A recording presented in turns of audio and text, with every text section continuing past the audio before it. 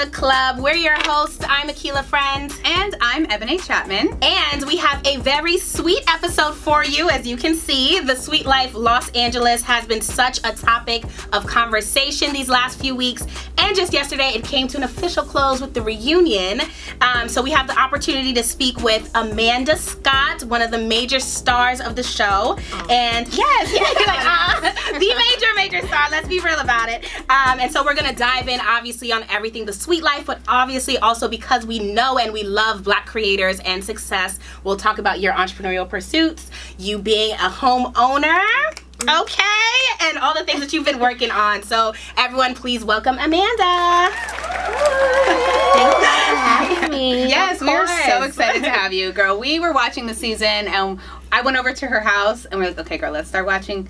We were like, okay, get the notepad out. Get the notepad out. Get the notepad out. Yes. Like, there's so much going on. And I was like, what is, like, yeah, let's just get into it. No, seriously, what did y'all think? Honestly, it was great. And I would say, like, you know, from someone like me, I will talk for myself personally, like, having not grown up in LA, like, but obviously having also a lot of Black, ambitious, successful friends, like, in the same age group and all that kind of stuff, doing things on the East Coast, it's cool to see that same representation here. And so I thought it was, I thought y'all did amazing. I thought it was also balanced because reality, I love a little drama. I love the drama. You know, you gotta have the drama. But yeah, I coincide with what Akila said. I think that it was great to see everyone had a business. Everyone was kind of doing their thing. Homeownership, businesses, starting new ventures.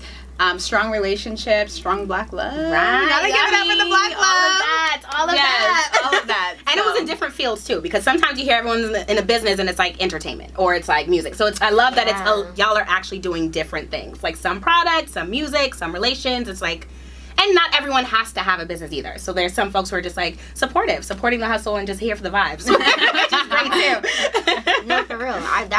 Those reasons were just like the main reasons that I was like, okay, this is something that I can align myself with. So I'm glad that shines through. It definitely did. Well, what made you decide to, or let's talk about the backstory. How did you even, I don't know if you were approached to be on the show. Were you all truly that close of friends beforehand? Like, or, you know, how sometimes we're friends and then we got a couple acquaintances that we just can't leave out because y'all are too good. You know, what was the actual, bring the drama, what actually happened? Yeah, so okay, so it was like everyone put their minds on like May 2020, right? Like think back into just the shit show that was America, right? And so my homegirl, Thailand, she's on the show as well. She just randomly, like super randomly hit me up one day like, hey, like they're working on this like all elusive are working on this Untitled, it was called an Untitled Issa Rae project at the time. Like they asked me if I had any friends who were like doing, you know, XYZ. I threw your name out there. Would you be interested? And I'm just like, sure. Yeah. Like, why not? I'm like, I'm sitting at home, working from home, quarantine forever. Like, yeah, why not? And I was just like, so I got in contact with the lady. She's like, we want to set up an interview. And I was like, can you send me the interview questions before? Because I also was just like, you know, it's a pandemic. There's like racial protests. So I was like, I don't want to be belabored with like a super intense interview with like everything going on. Very smart. And so she sent me the questions and it was like, tell me about your friends. Like, what type of person are you? Like, what's your favorite way to relieve stress? Like, very just like easy questions. Right. Of course, I'm not thinking like, my mind didn't go to like they want to get to know you as a person. I'm thinking like my corporate brain is like interview, like behavioral questions. And so I was like, yeah, easy, no problem. And so I did my casting tape and then things just kind of like escalated from there. There was some like lulls in between communication. So I never really thought it was real until it was like actually real. Right. Wow. Like, am I even gonna get on this? Yeah. Like it was just kind of like, I mean, they wanted me. I never even really told anyone. Like my mom walked through the casting tape, so like she knew about it, but we never like. Good mom. Right. But she knew about it, but like I never, because I just didn't think that it was gonna come to fruition, and lo and behold, here we are. Yeah, that is season 1 down. Yeah. Look how that happens, and that's what it's like. The power of, I guess, just putting yourself out there. So your friend Thailand just literally DMing you like, hey girl, I think you would be perfect for this, because obviously your brand showed that you would, you know, you would be a good ad. So you knew Ty, obviously. Yes. So who else did you know? Right. Yes. Okay. So to answer your question, I think we were all familial. Right. I know Thailand very well. I've known her my whole life. Y'all know on the show. We went to high school together. Like, that's my Girl, I knew Brianna, I knew Becky through Thailand. Okay. We've really developed a friendship, all of us girls. I knew Gerald. I knew him through Kofi. Kofi and I had been friends for a while. Kofi, where was Kofi on the whole time? Making faces.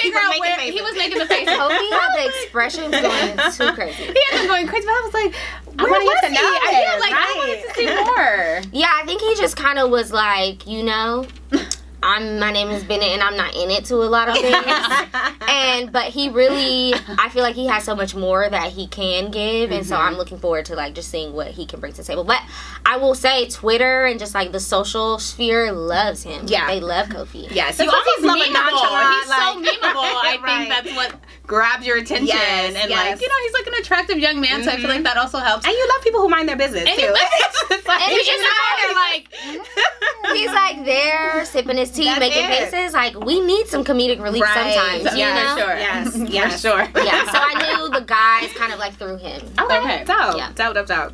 I mean, I want to jump into another major question that I have. Like, obviously, relationships. Relationships meaning, like, y'all being bait up. Half of you guys literally bait up throughout the season. And I'm like, okay, I came to LA and where's my babe? Listen, This is I've lived here my whole life. Where's he and from? He's from Chicago. Okay, maybe That's that's why. what it is. Because You're right. That does that's not not exist. from LA. I've been to all the day parties, been to all the things. That's the and problem. still- If you find no man at the day party, girl, that's where she going wrong. That's the Not problem. the day party. I do. Where'd you meet Rob?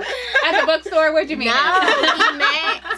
We met at Howard. So, at university. Okay, so I mean, some things I can't redo. So. We met at Howard. And so, like, you know, we were friends for a really long time, and then we just kind of started taking things really seriously a couple years ago, and he graduated and he got his MFA. Cool. And then he had plans to, like, move to LA to pursue his dreams, and it just so happened that the show was pursuing me, so it was just, like, such a perfect match. He moved in August 2020, and in February we were filming, so, like... But you guys had been dating long distance. Yeah, we had been doing long distance for a year and a half. I don't know how you did that. I don't either.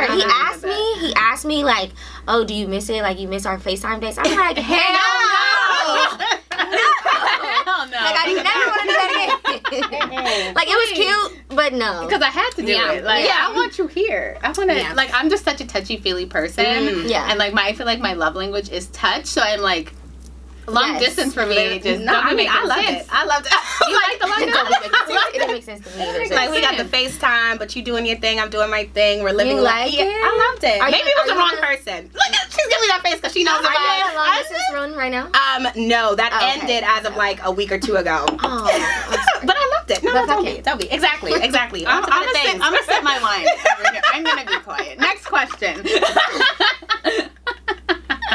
But I love to see it personally. I love to see the Black love showcase, like, from a young age, too. You know what I mean? It's not like it's all, like, one of you guys and everyone else is single. Even though there's nothing wrong with being single, clearly. Like, but it's cool to see that you guys are actually in long-term relationships, you know? I think that's, like, a really major highlight of the show, too. Yeah. Just when you look at, like, the overall, right? Like, the vision of the show, I think it's really fire that half of the cast were in relationships and, like, solid relationships, too. Yeah, Like 8 years until, but you know what? They're at 9 now. Oh, okay, 9. Nine, We're yeah, at 9. Yeah, she Okay. did say that. Shout out to Gerald and Cheryl. And they have like cute similar names. Like rhyme. It's super It's cute. like Gerald and Cheryl and Tylen and Jalen. They already have so a couple cute. name. It's so cute. Their couple's name is just like intertwined. Right, that is so cute. But speaking of relationships and being single, my girl Bree. Yes. My girl Bree. Brianna has my heart. Like, that's my spirit animal. Listen, I'm all about living your best life. Any one of my friends will tell you that my ass is always on a date. I'm always outside. I'm always trying to figure it out. And I love it. It's fun. Yes.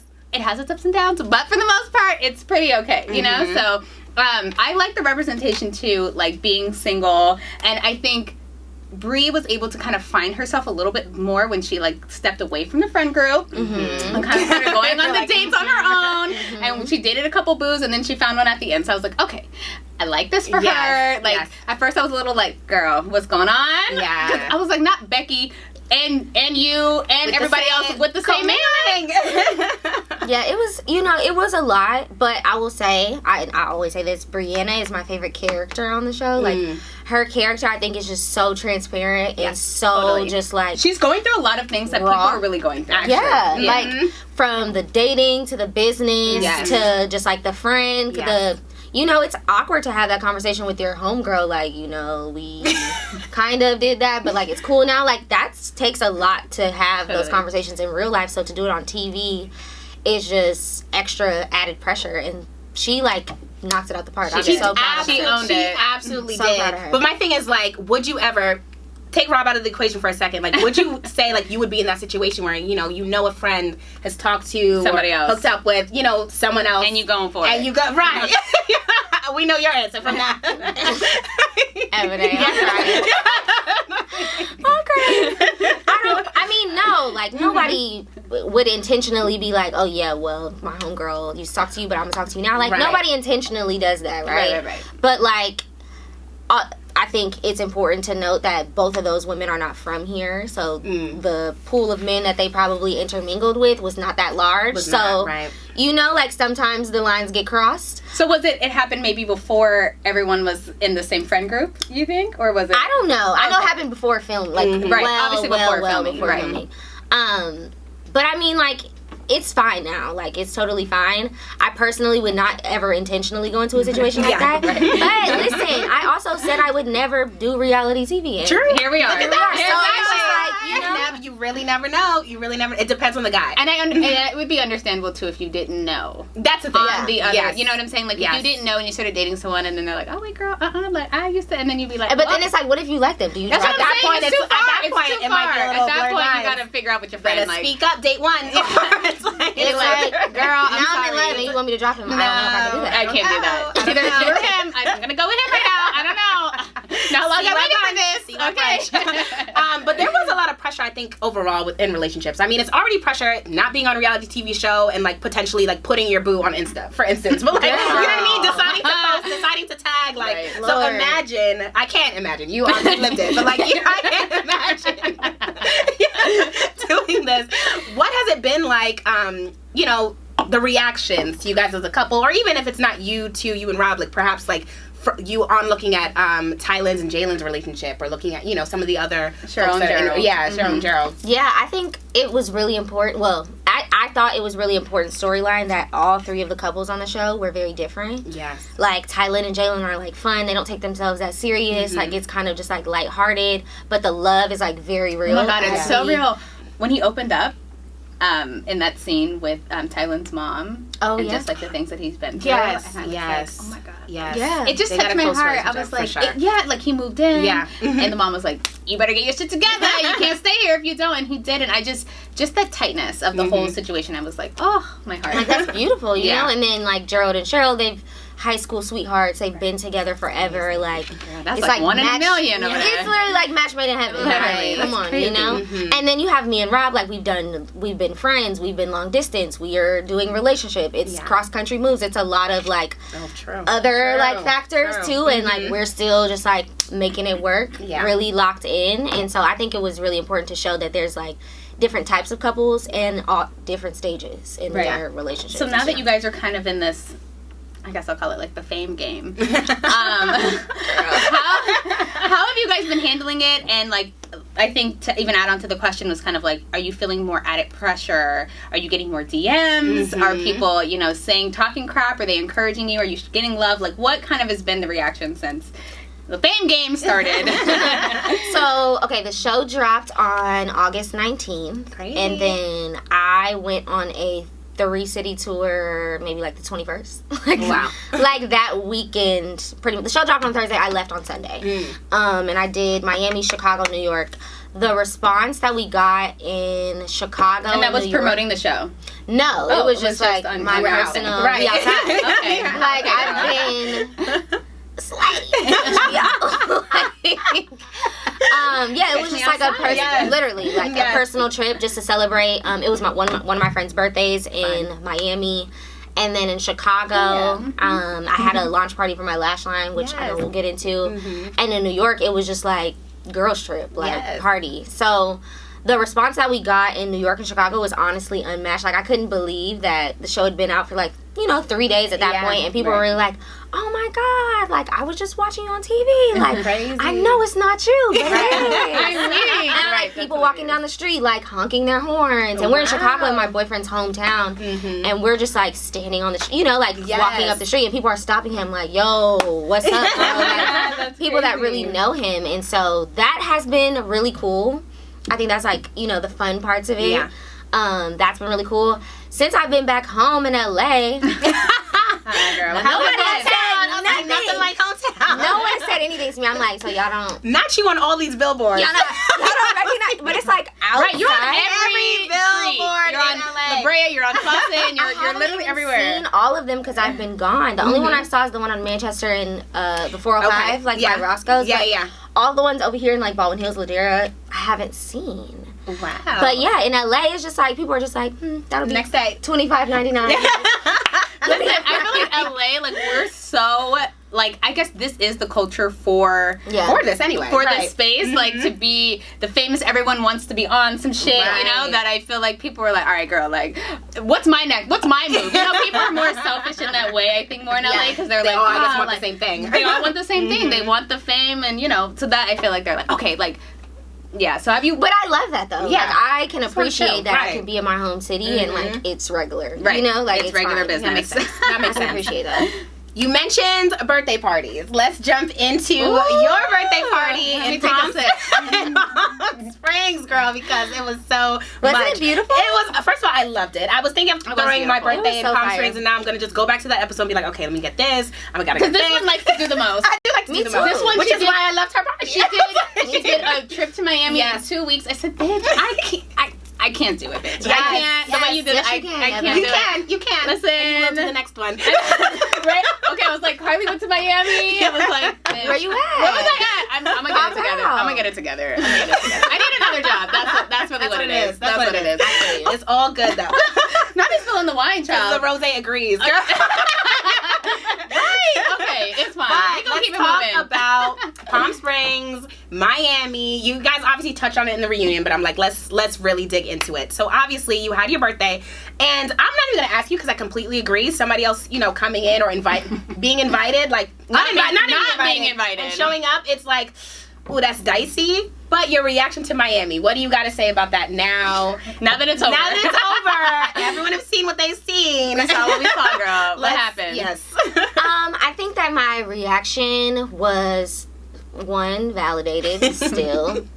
I think that it was just weird to me for, like, another girl to pull up to your birthday trip. Like, it wasn't a party, like... Right. It was a vacation, essentially. I think I was valid. I think I definitely could have approached her better, like, as far as, like, tone, attitude, like, the whole, like, approach could have definitely been better, but I think that I was valid and just, like, just trying to figure out what was to it. What's going on here?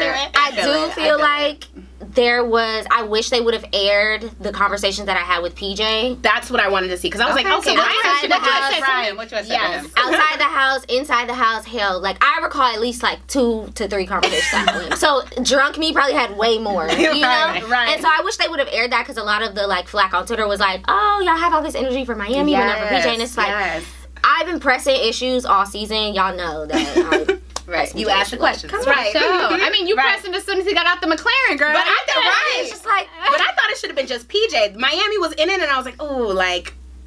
A lot of people didn't like PJ. that. Right. I got the Mean Girl tag, like, a lot online. I got it. I did.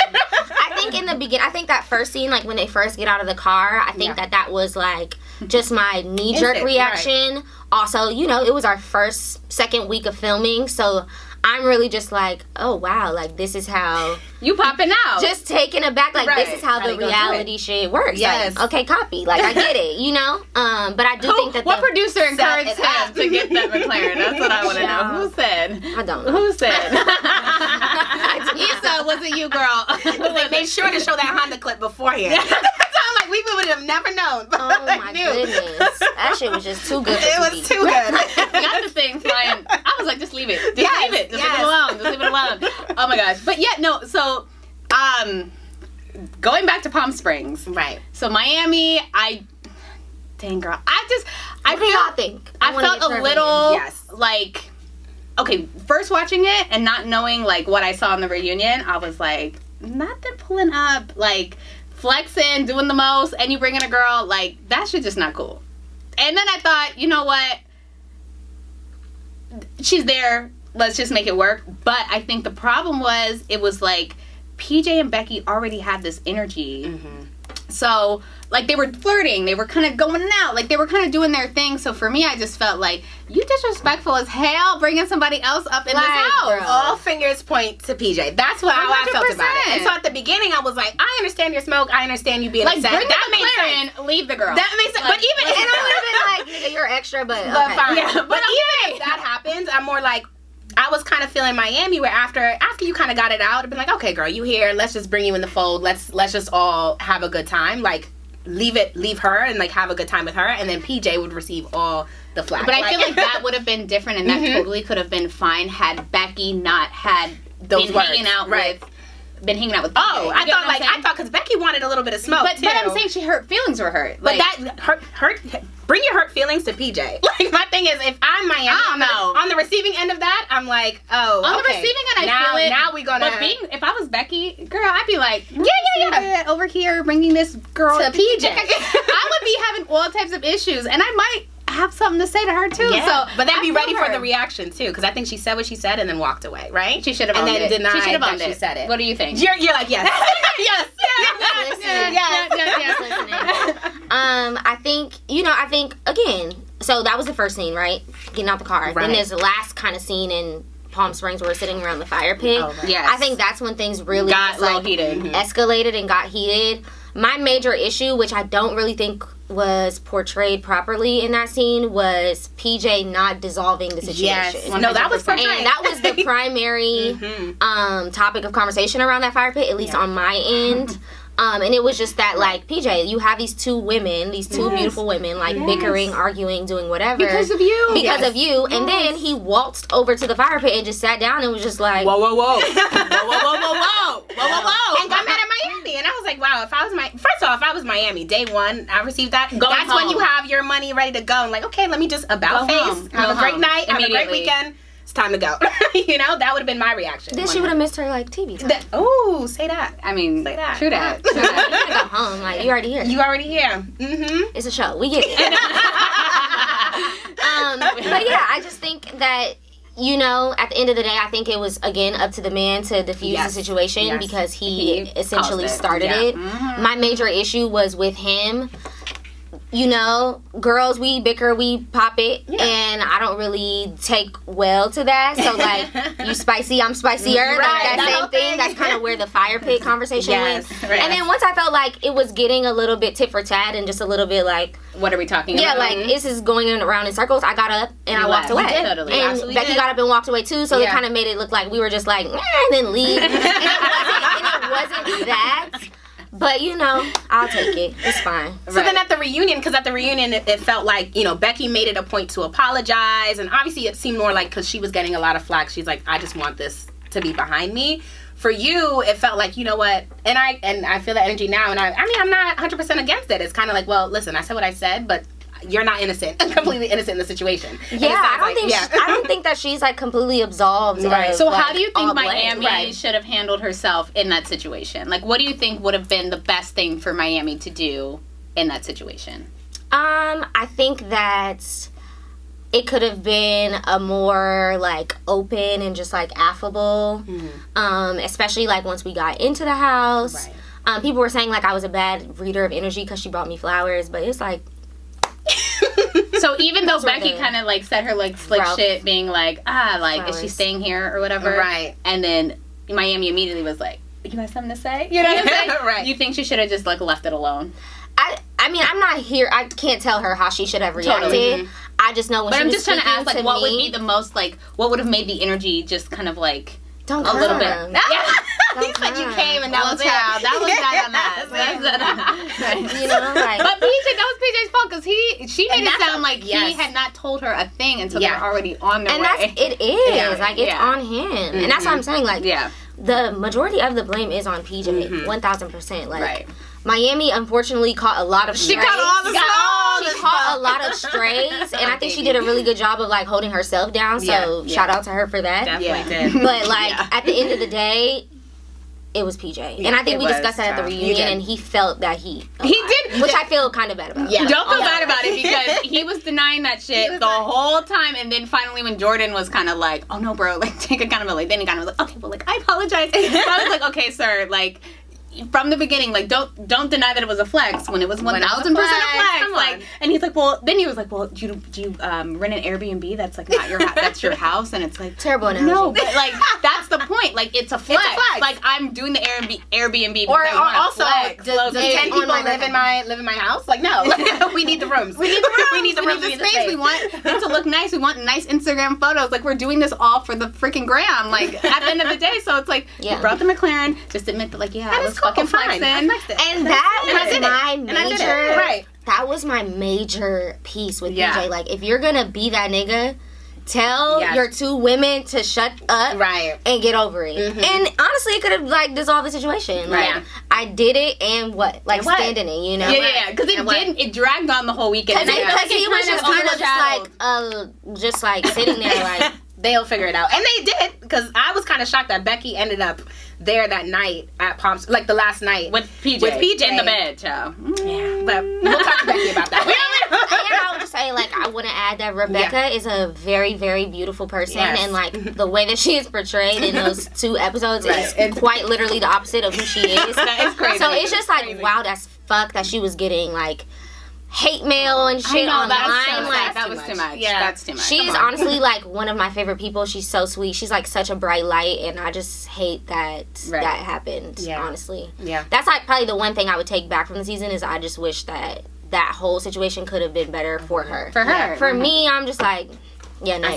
Did you feel like it overshadowed your birthday weekend, or did you feel like it was just the way that they cut it? No, I had a blast. So I was turning up. I was lit. Amazing time. I was there with my friends, with my nigga, pools, drinks. Like it was amazing. Massaging. I know the massage. Wait, versus the dirt bike. I was like, I would be or the ATVs. Why did you not? You didn't want to. That's not your vibe. Well, no, my boyfriend like set up massages instead because like the night before was so just like rambunctious. You know, he's like, we're gonna take it easy today, and I was like very appreciative of it. Like, I'd be needing massages. Right. I mean, I want to also kind of like touch on the other piece of before we close the whole Myami chapter at the reunion. So we got the news that Jordan and Myami kissed. Like they kind of hung out afterwards and kissed. Like what was the real? I mean, first of all, that was kind of like I was blindsided sitting in my seat, so I can only imagine you guys Did y'all know? I mean, no. So y'all found out, and we sitting there like, so who is it? Right. Who is it, sis? It was just kind of like, oh, okay, that's a little awkward, but like also just like, okay, standard like bet. Yeah. You know. Well, but I felt like, because I was kind of the accountability for Jordan throughout we talked about it series. The whole series. We talked about accountability. I didn't see it. A ton in the series. We talked about accountability on Gerald's part, on Jalen's part, on everyone's part, on PJ's part. And I was like, but so is no one. And while Myami said this at the reunion, I was like, so nobody gonna say nothing? And PJ Jordan said that too. I mean, what are we supposed to say? I was kind of feeling like, yo, as friends, that's what you chose to do. Like, I know, but it's just like it just feels weird because PJ is, I guess, one of his closer friends. Like they're part of the wood, and that you were like he was hanging out with PJ and Myami made it clear that it was no romantic situation. They did make that clear. And from the looks of it, it didn't seem like it was any type of romantic relations between the two of them either. So. You said between PJ and Myami. Yeah, right. Okay. So I was just like, whatever floats your boat. But the fact that PJ didn't know about it, for me, I was like, it seemed that way. Y'all should watch it again. Did we miss something? Okay. Did we miss something? Okay, wait a second. Okay, all right. I am done. And I mean, I feel like another piece, like outside of that, with the whole accountability for Jordan, obviously another major piece of the whole season was this whole podcast episode and the whole idea of privilege. And, you know, y'all had a great discussion on privilege within the Black community that we do not discuss about often enough, literally. So I thought that was amazing. But I also felt during that whole scene, I felt like I was kind of on Jalen's side and even Rob's side, you know, like the whole idea of like, is Jordan really being held accountable to the fullest extent? Like, yes, he misinterpreted what Jalen said, but he wasn't listening. But he wasn't. He wasn't trying to hear him. And I also felt like everyone was saying that, you know, Jalen was kind of like left on the island by himself, but I was like, it only got mentioned once that Rob really had his back. Yes. Like, Rob really, your man stuck up for Jalen. Like, you're like, yes. Her face right now, this whole time. Because while everybody, all the girls, and you're like, yes. I love it here. Everybody's kind of going back and forth, and then the girlfriends are involved now because they're and trying I'm to like, stick up they for are their men. focusing on Jalen and, like, and Gerald, but no. So, did you have anything to, I obviously didn't say anything, but, you know, because it wasn't really like Rob's fight, but I guess, like, kind of what was your take on it, or did you feel like, okay, like, I wasn't there, and, you know, it just is what it is? Yeah, so I think it's important to note, like, just for context, that was probably, like, Rob's maybe, like, third time, like, hanging out with these men. Okay. Right? Mm-hmm. Like, he's just moved to LA, and, like, we just start filming the show. Like, so he doesn't have a lot of skin in the game, and just that these are my homies. He, like, I don't know these niggas. You know, or at least that's how I interpret his thoughts. Right. Getting to know them, right? Right. Him and Jalen have, like, developed a relationship just because, like, you know, me and Tylin are, like, best friends. Right. But for him, it's just, like, well, from his perspective, how I see it is, like, they were having a back and forth, and Rob is, like, very opinionated in that he's not just going to go along with the masses. And I think that he did a really good job of that on the podcast in trying to get people to see other perspectives. He's also a teacher, so he's using his hands a lot. Yeah, we love it. So he's using his hands a lot. I think that people were saying Jalen was kind of left on the island because maybe Rob didn't, like, go to Jordan like, no, you're wrong, da-da-da-da, again. But again, like, he doesn't really know him, like, in the podcast, and he doesn't really like know him like that. I think after the fact, Rob did a really great job of, one, explaining the situation to, like, the other cast members, me and, like, you know, Brianna and everyone else, and then two, just, like, really trying to put things into perspective as far as, like, no, this is what was said, this is what was not said. I was actually there, let me tell y'all, like, you know, because there was a lot of, like, misinformation going on, and a lot of, like, well, he didn't say that, and, like, yes, he did. And so I think Rob did a really good job of, like, sharing the facts of the podcast, because he was, like, the one kind of neutral-ish party there. True. But about the whole situation, Black people are extremely privileged. We're privileged to be here right now. 100%. Yes. Cheers to being privileged. Cheers. Cheers. And I think that, you know, for Jordan, he was just a little triggered by that. He's probably heard that. He's a successful young Black man. Yes, so I'm sure he's probably been antagonized with that word a lot in just, like, his childhood and growing up. He's been grinding for dumb long, like, super long. Right, so, and the thing is like, success doesn't happen overnight. Like, like you said, like, it takes a minute. So where he is right now, he didn't start there. Exactly. You know? And so he's been grinding for a really long time, and he's probably heard that word privilege used against him a lot of times. So he just heard that from someone that he doesn't have a true relationship with. So he's like, they're saying this from the same perspective that all the people in the past have, and I think he was just really, really triggered. And once he heard that word, he really stopped, like, hearing any, like, he just kind of started seeing red.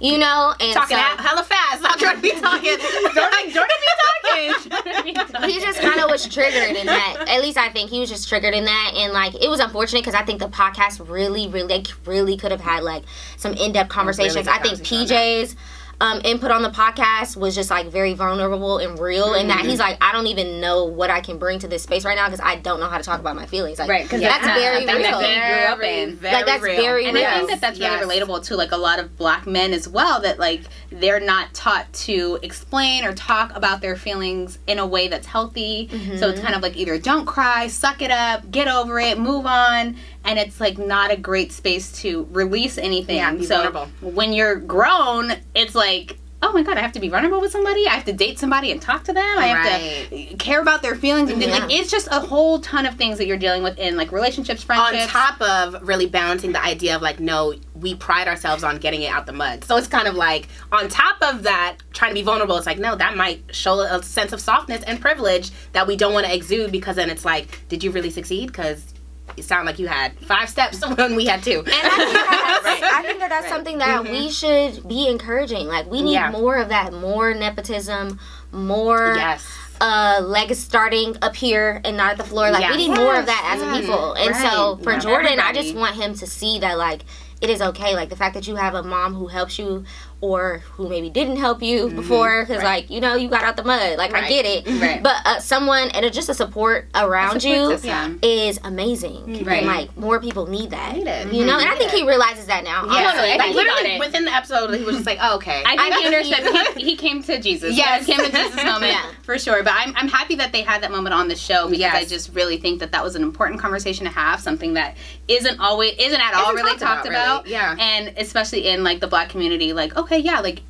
yes, we are handed a short stick at the end of the day, majority of the time, right? Like, people are getting paid more than us. Like, there's just a list of things that I don't need to go into right now. But the idea that, like, yeah, no, there are families that are successful. There are Black people that have money. There's Black people that live in nice houses, generational, and do the things and are trying to build that legacy for their children. So I want to continue to put that narrative out there. And we are. You know, because it was a very important conversation to have. I do want to make sure, like, I get your take. Do you think Gerald was in the wrong? Because that was the major thing, too, about that. Outside of Jordan, outside of the privilege conversation and their battle with Jalen, it was kind of like, Gerald, you should have stopped this. Like, you should have, you know, what's your take on that? Yeah, I'm not going to speak on what I think Gerald should have done, just because I've never hosted a podcast before. However, I think a simple apology would have really saved us a lot of conversations, tears, emotions, like 2 words, I'm sorry. Yes. You know what? I'm not going to disagree with that at all. I'm not going to disagree with that at all. I mean, and that's just that on that. Like, that's that on it. I am not going to disagree. I think that probably could have saved a lot. Yes. One thing that it kind of fell under the radar, but I thought was hilarious, when with Tylen's birthday and all the best friends that she had around, and you were kind of like, nah, like, this is head best friend. Head best friend shit. I'm just curious, like, how many best friends do you think is acceptable for someone to have?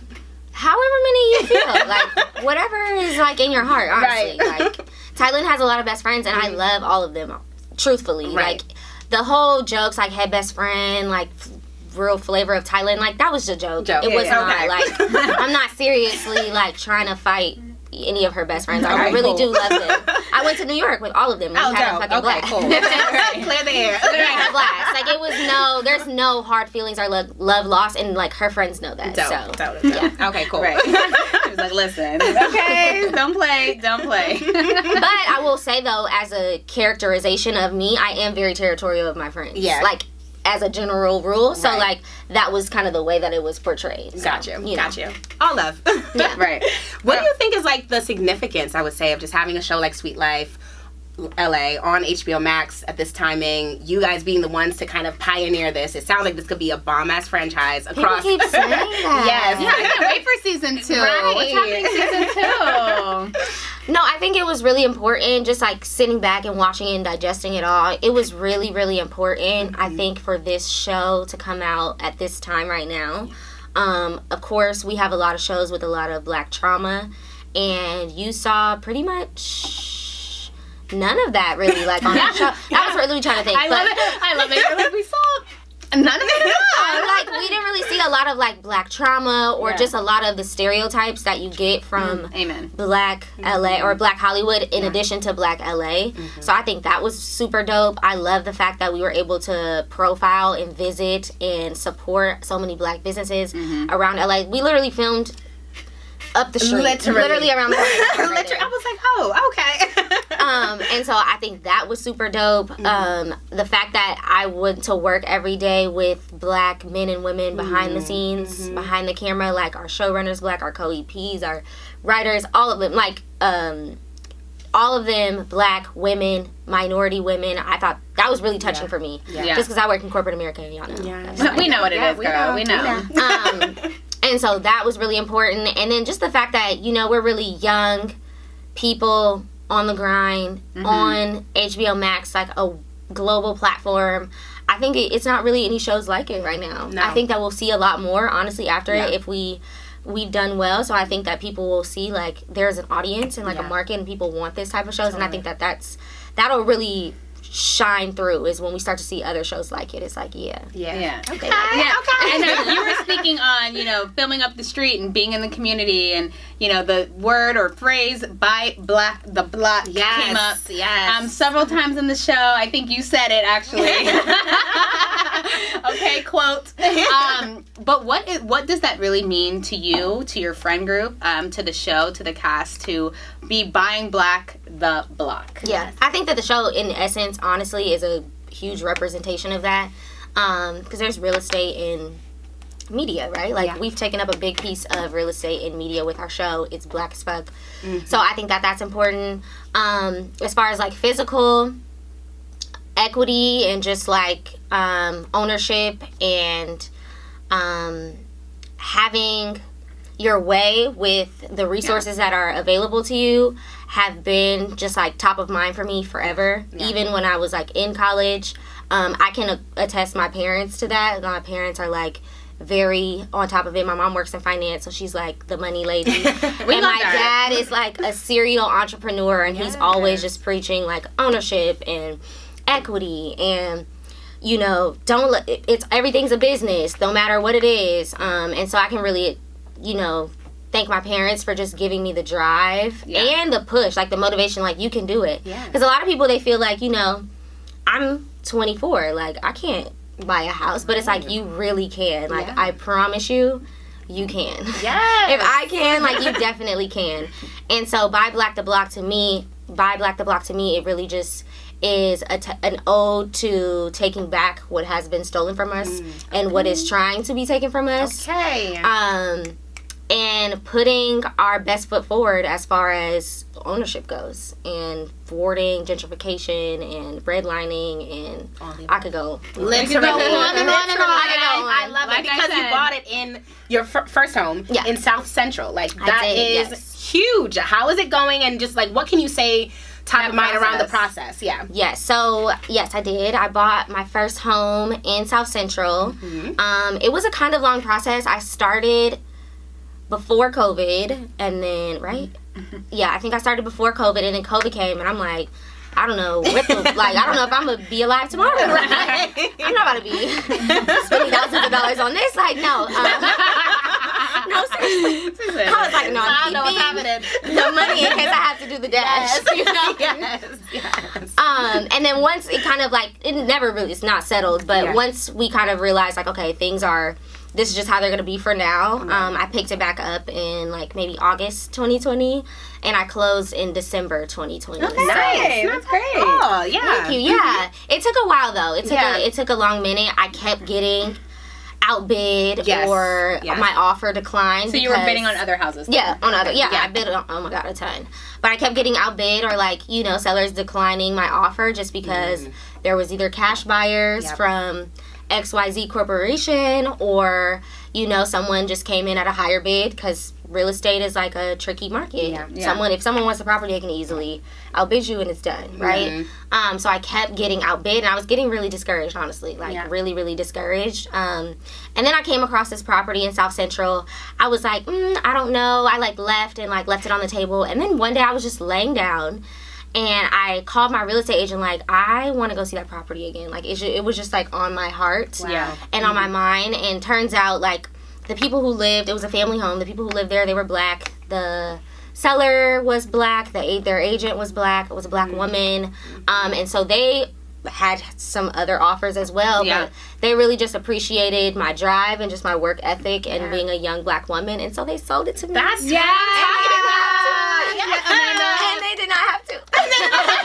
A round of applause for you, Amanda. No, that's amazing. That's amazing. But so anyone that wants to, like, be buying home or, buying property, I guess kind of, like, how much money realistically, like, a roundabout number, does someone need to be? It's such an expensive market like LA. Like, it's literally, like, this is one of the major cities. How are you and it's a multifamily? This? Or no? Yeah, it is. And it's a multifamily home. So, So, okay, the main reason I afford it is because I live at home with my parents. I'm going to just make that clear. I live at home.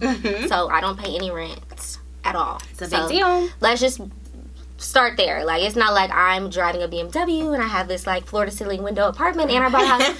No, never. Like, it was not going to work like that. I moved home from from Oakland back home with the goal of buying a home in mind. So to save money on rent and, like, other expenses. So definitely save as much as you can. Cut your expenses at any chance you get. I stopped going out. I stopped eating out at lunch. I started like cooking, just like small things here and there. You'd be surprised. Girl, that be adding up. I was telling her, I was like, not me going to work. Yesterday, I think I spent $22 for lunch. I said, this cannot continue like this. Like, this is crazy. Yeah, and then there are, I think it's so important. That's why I'm working on something, y'all. But I think it's really important that the resources that are available, there's so many that are available. We just don't know about them. Yes. We just don't know where to go to access them. They're not readily available to us. There are first-time homebuyer programs that literally will help you through the entire process. NACA is one of them. There's a program called Cal HAFSA that will give you money towards your down payment. They'll give you a really low rate. So there's a ton of programs and just resources that are available. I went to 4 homebuyer workshops, 4-week homebuyer workshops, until I felt like they were teaching the information. I already knew it. That's when I felt like I was ready. So I was going and really in the fields, doing my research. It wasn't just I got the money, let's do it. No, you really, really do need to know, how much you need for closing costs, how much you need for a down payment, how much your seller needs, any repairs, taxes.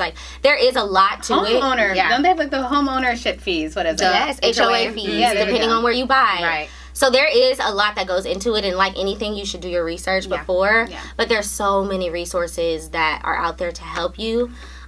California is a really expensive market, so I can't even give you a dollar amount. But I would just say, I would say try to say, I don't even want to say it, but just a percentage of your purchase price. So however much the home costs. Didn't they say 10%? I think sometimes if it's FHA, sometimes it's 3.5. Yeah, but then you need more than 3.5 for closing for costs. So that's why it's tough to say. I do TV. I don't, so I don't want to just say a number, but whatever your purchase price is, save a percentage of that, more than 5% of that. Right. 5 or more percentage of the price of the home that you want to purchase. And you'll be in decent shape. That's if you're a first time home buyer. If you're not, you're going to need a little bit more money. That investor amount, I know, whatever that is, FHA times it by 5 or 10. Sometimes, you're going to need a little bit more to change. And, I think also it's interesting to note, because, yes, you can be first-time home buyers. A lot of times people are thinking of it as a single-unit property, but it's very smart that you went in as a multi-unit. So you are a whole-ass landlord, right? So let's talk about that. People are in the house now? Yeah. 2 tenants. So you did it up and the whole thing. It's fully rehabbed. So, yes, the house is, I know we saw it on the show. It was a hot ass mess. I could not believe they wanted to film it. I'm like, oh no. You're like, not with the red walls. No. But yes, the house, my home. And also, not you having your friends paint the walls while you're at the party. I was weak. How you thought I invited you for? Yeah. So yes, the house is fully renovated now, fully rehabbed. I did the back unit first, and then I worked my way up to the front. So I did the back unit, got a tenant in there, and then did the front unit and got a tenant in there. Love them both. They are amazing. They make my job really easy. Nice. But you have to be careful with landlording, because tenants can definitely make your life very, very hard and expensive. And so, yeah, home ownership is really fun. Landlording is a job. Yeah. Are they calling and texting you all the time, or not all the time? But if something is breaking, then yeah. And it's up to me to fix it. I think that's the part that I was just the most unprepared for, because I'm just I think I can do everything. Right. I'm like, yeah, okay, period. I can do it. And it's just I really want to turn my phone on, but I can't do that, So that's. I'll respond back to this tomorrow. Right. That's the most difficult part, honestly, is the landlord piece. But I'm at a point now where I feel like I've got my feet wet and I've learned, and so I might be ready to hire just a property manager company or someone. Yeah. But I just don't want to hire a corporation. I want to hire a single individual. A black person, obviously, doing that. That needs the money and that can just take care of it. So I just gotta. Okay, plug. Do you need apps coming? Yeah, if you a property manager, please hit me. Call Amanda. At Amanda says so _. There we go. I also loved, obviously, you have the home buying process and you being an entrepreneur with that in real estate, but you also have your own lash line. Let's talk about the lashes. We love some lashes. We love some lashes. Yes, we love some lashes. lashes, okay? So we're gonna be clients. But we want to know, like, just kind of what got you into lashes and how's it been going? Yeah.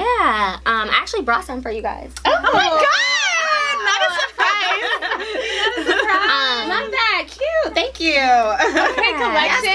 It's called a Kollection. You guys Super cute. Oh, these are nice. see these? Just Okay. See the Totally my box? style. Yeah, extra. Totally my style. Extra. Yes. That's what she likes. And these are the ones you have on? Mm-hmm. These Yes. These look Okay. really good. Yeah. Thank you. Yes. Yeah, they're 100% mink. Ooh. They're super long lasting. You can wear them literally 1,000. Like I've worn my. I stopped counting after like time 10, but you can wear them Super soft. so many times. Yeah. Let me feel them. Yes. Isn't that mink? Okay. I love it. Good. I'm glad you guys like it. They're so cute. Yes. But yeah. Okay. So what got you? Yeah. So lashes. I got lashes prom. So 12 years ago, like I got do it. individual lashes, Oh, the individual. and all my lashes fell out. Your personal one. Your Yes, actual like one. my my real goodness. lashes fell out, and I've never recovered. Like, my God. I have never recovered. Like I low-key don't have. I mean, I have eyelashes, but they're just Enough not. to glue the lashes on. They're just not like fluttery like everyone else's, you know? And so I've just been like anti individual lashes forever. Me too. They burn my eyes. Yeah, They, right? I literally can't. And then when it's time for them to come out, you like chugging on them. It's always that one that just would not leave. Yeah, so I was just Terrible, like, actually. I can't do this. Like, I can't do the individual lashes. And then, of course, I started buying, the beauty supply kind, $250 a pop. But after the first wear, like, they're done. Like, they're done. They are. And so it's like $250 each. You go out Thursday to Sunday. That's $20 on lashes. It's like, I have to do it all again She said no. next weekend. And so I'm just like, there has to be a better way. Not you going out 4 days a week. Listen, I was Listen, every night. I had the Bay Area was a time. It was a time. They have like 2 bars. Shout out there. to the They Bay. have like 2 bars there. What is it? OSA? You were at OSA? I was at OSA. Indeed. Yes. But yeah, so then Out of I was just necessity. like, for me, it was a need for me. I'm Yeah. just like, I need to find a lash that works for me. Okay. And so I'm like, I'm about to start selling eyelashes. Love Like, that. I'm about to do this. And I'm in business with my first cousin. Yes. She's a licensed certified lash tech. So she does individuals, but she also like sells strips. And so I'm just like, hey, like I think this can be a lot bigger than what it is right now. Like, we should really come together and collaborate. And it's been like such a dream. It's called the Kollection. We have 5 lash styles. They're all named after luxury hotels. Yes, I saw in that. both LA and Chicago. So we're like based in LA and Chicago. So the Silversmith, the Ace, the London House, Nobu, Yes. and Viceroy. I feel very expensive. Already. It's giving luxury. It's giving luxury 100%. I don't think I'm ever going back. I got these at Target. This is the last day I'm wearing them. It's over. Emily, this is what I like to hear. Let's get you on the team. The collection So for let's me. say, because I do see a lot of folks, online, like, the boutiques and stuff, and then, like, the lashes seem to be one of the major things that they tap into. I'm curious for folks who may want to do this, like, how do you even get started? Is it more like, You found your manufacturer. you found the manufacturer, or, like, what happens? Yeah, so definitely have to do your legwork in finding the manufacturer and then getting a bunch of samples, because true. a lash site could have amazing reviews and you get it and you're like, what is this? Or the reviews can be really terrible and you're getting like, this is good. I just need some good packaging. Right. The Amazon, it'd be hit or miss. With it. Exactly. And so definitely doing your legwork, reaching out to vendors, reaching out to manufacturers.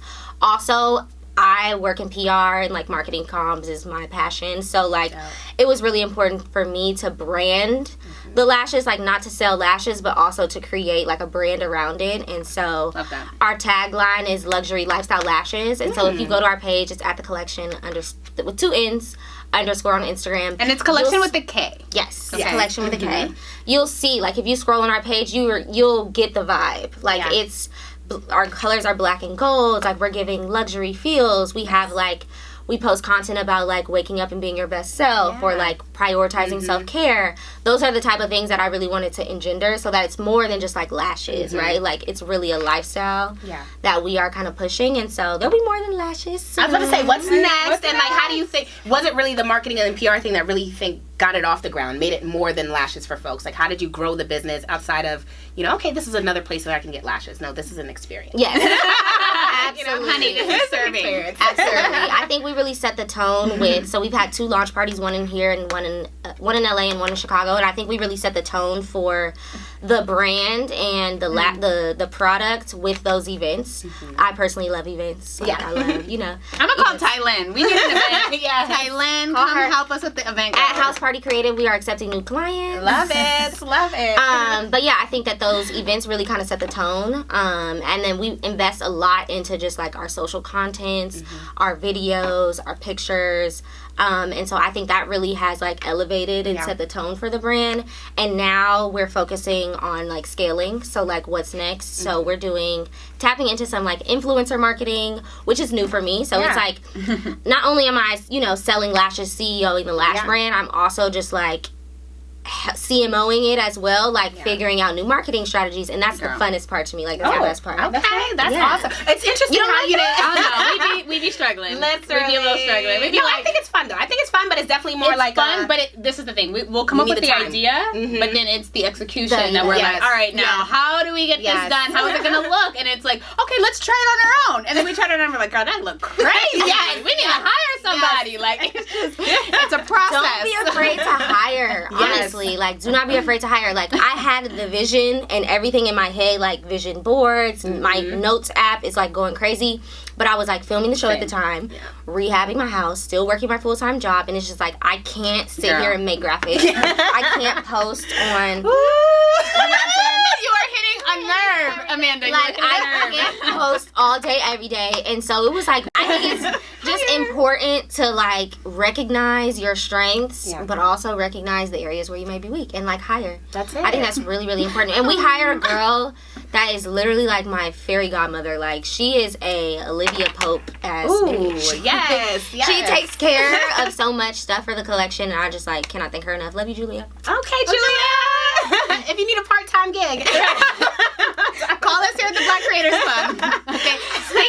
Speaking of the Black Creators Club, you guys continue to watch, subscribe, and comment. We love you guys so much, and that's why we continue to do what we do, because we love it. We love to talk to amazing guests like Amanda, and continue to just kind of push that amazing Black narrative that is so fire. You guys, what are we? The trendsetters, the culture starters, the knowledge seekers. We are all of the above. You're welcome. Sincerely a Black Creator, you guys can go on our website and purchase your merch, because we are officially launching the merch, you guys. So you guys continue to do that. You guys continue to support us. We love you guys. And all right, I think it's time for the game. Oh, and you guys can of course follow us at the Black Creators Club on everything else. The Black Creators Club so many times. I feel like y'all know it, but just you guys should know it by now that we're on episode like 55. But it's okay. It's okay. We'll say it again. But now we're gonna play a little game with you. It's gonna be all superlatives. Like, so obviously you guys wrapped up season 1, right? And it's kind of like almost a graduation. And so with all graduations, you got that little college yearbook, year whatever it is. And so we're gonna give you a superlative or some sort of like most whatever. Most likely to whatever, and you'll answer with your castmate that you think fits the bill. Okay, cool. So we'll start it off with something probably easy. Best dressed. Okay, Gerald and Jalen. It depends on the day. Oh, okay. So humble. I thought you were gonna be like me. I am not the fashion queen. But that orange dress you were wearing at the reunion, loved it. My boyfriend's sister flew out here to make my dress for that. Wow. Not custom. She to go. She is. It'd be like, okay, this is why we keeping you around. We're getting custom made things going on. Yes. We got our lovely styles. Yes. Okay, that outfit was fire. Yes. Most likely to cry. Of course, my baby Ty. I'm Pisces queen. Girl, so did you get your $100? Yes. That's what I I'm weak. Everyone keeps asking me that. I'm like, it wasn't like, I mean, yeah, I'll take it if she gives it to me, but like, I'm not pressed. $100. I am weak. She was like, I am not crying today. And then towards the end, she was like, I know, okay, girl. I know. I'm glad that she at least acknowledged it. I was like, girl, every episode time. 10 out of 10. Word to bring. Poor baby. 10. All right. Who do you think will be the first couple to tie the knots? Gerald and Cheryl for sure. Mm-hmm. Okay. I'm keeping my fingers crossed. You never know. You never know. Right. Ron might be like, listen, baby. I am open. Oh! Okay, like I'm open, Robert, but just like not today. Not today. but like I'm open. Okay. Didn't he try on the series? He was like, That was just a joke. He was joking. like, He was joking. It's not him really trying to propose on the on the show. On the birthday. No, on the birthday Not on too. the birthday. Like, I gotta remember the date. Let's just put it all in one. Okay, most likely to succeed. Oh, all of us. I love We it. all grinding for sure. I want everyone to succeed for sure. I feel like everyone's already doing They're it. though. doing it. You're right. Yeah, Everyone's already doing it. Everyone's doing it. All right, so let's get a little spicy. Most likely to pop off. Who is the one most likely to pop off? I'm weak. Couple. Honestly, Jordan. Jordan. Okay. Why? I see it. I'm like, okay. Jordan. Why do you think so? I mean, I just think we saw like a few scenes The evidence is there. on the camera, like, you know, just like when he feels really passionate or he feels like his character is being attacked, like that's something that he's not really going for, which I stand by him. And probably next would be me. You know? Probably me. We were probably tied. Because Amanda will say what it needs to be said, okay? yes. She's not holding back at all. Love it. Biggest flirt. Brie. Mm-hmm.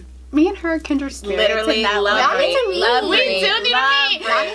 We about to be dangerous out here in the streets. No, be like, Brie, what you doing, girl? I'm like, yeah, I'm over there. Be like, Yes. Listen. Okay, Y'all Brie, need to call meet. me. Call me, Brie. I feel like we can end it there, but